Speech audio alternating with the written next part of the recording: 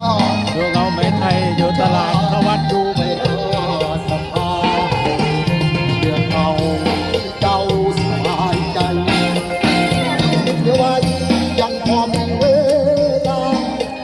ถ้าเธอถูกทิ้งยังร้องออกไว้ซับน้ำตาวันนั้นกลับมาไปรอตาดูแลใจรับงานกับสิ่งที่เธอทำความเจ็บช้ำมีมากไม่เป็นไรเธอจะอยู่เคียงคู่กับใคร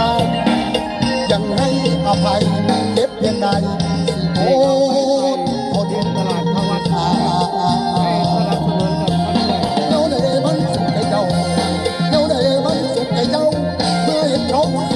ก็มีสิ่งทักว่าที่กระหำน้องก็ได้เลยลา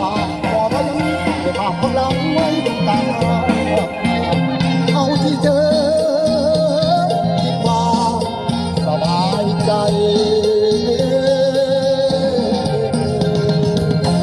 ขอให้ท่านมีความสุขขอให้ท่านมีสุขภาพแข็งแรง